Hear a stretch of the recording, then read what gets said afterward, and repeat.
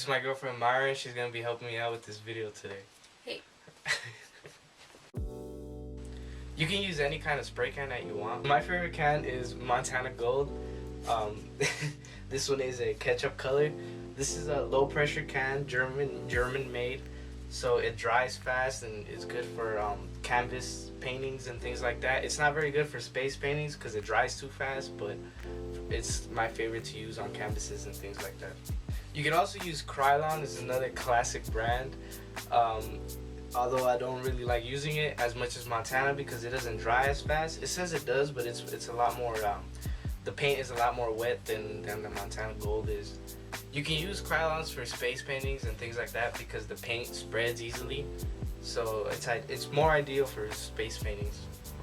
So I don't really use them with canvases. Another spray can is Rust-oleum. Now this I use for both space painting and canvases just because it's an all-around really good can. For canvases I tend to use only blacks. I don't know why, but I don't really buy other colors. But for space paintings I do use different shades. So all around this is a good can. If you want to buy this, go ahead. For space paintings, make sure that you get gloss and not flat because it's not gonna work as well. Alright, so here we have the Spanish Montana, which is two different. Don't confuse Spanish Montana and German Montana. It's two different companies. They're both great cans. I use this for canvases as well as for space paintings. Although if I had to choose which one I like most, I'd say Montana Gold, just because I feel that this one takes a little bit longer to dry. But either way, it's a really good. Both are really good cans. Lately I have been working with a lot of different acrylic paints, and I found this one to be my favorite. It's called Blickrylic. It's just like a generic acrylic brand from the store is actually called Blick. So I guess they just make them. So it's pretty cheap. It goes for like, I think, $6 each. And it's really good acrylic. You get a lot out of it, and they have really nice colors. But I mean, any acrylic works really. To hold down your stencils, you can use things like coins and other things, but it's really good to buy a spray like this, Spray Adhesive, to spray on the back of your stencil and then lay it down on the canvas or wherever else you're laying it, because it'll hold it down nicely and it will prevent overspray. Some people call it underspray. Either way, it's the same thing. But this is the brand that I use. 3M? Yeah, 3M. 3M Spray Adhesive. It's good. It's good. Use it exactly the same way as you would a spray can, but don't spray too much of it, because then you can actually mess up your canvas, because the stencil will get stuck on the canvas and make it up and mess it up. You can also use this paste that you would spread on the back of a stencil with a brush, or if you want to make a collage, you could put this on the back of whatever material you're using, and it holds very well. So once you open it, you see the glue in there. All you would do is brush your whatever brush you're using on the surface, and it would get quite a bit of glue. I mean, it brings a lot. I don't remember how much this costs, but from what the only thing I remember is that it's like under $10, so it's pretty cheap. It brings a lot, and it lasts a very long time too. Just be careful and not get any glue on the edges like I've done here, because then it's really hard to open the thing back up. But yeah, you could also use this. You don't have to use spray adhesive. This would be harder to use, because if you're using a very big stencil, then you have to spread the whole thing on that stencil. So I mean, it would be easier to spray it, but this is good for small stencils and things like that, collages.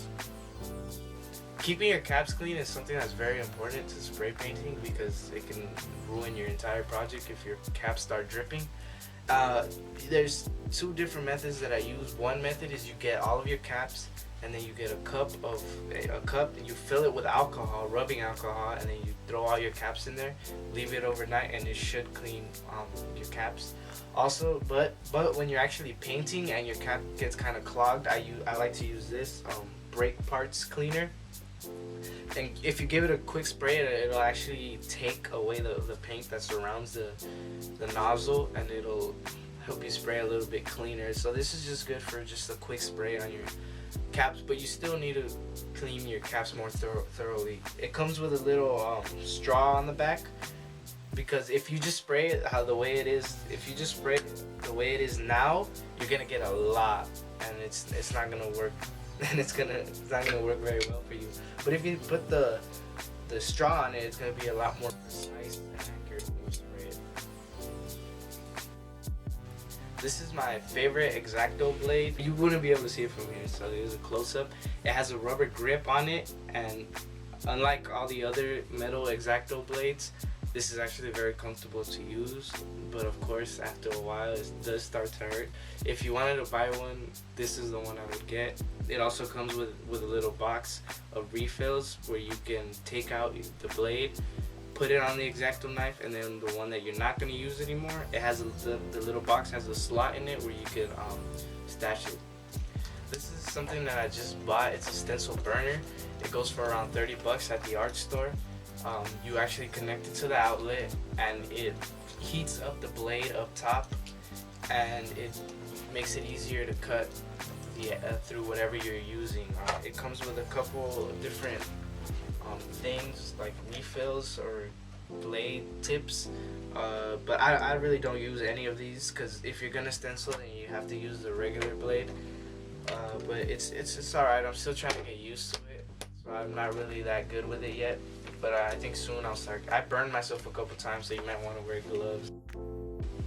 So this is the kind of board that I use for space painting. It's poster board. On this side it's a flat white, and on this side it's a glossy white.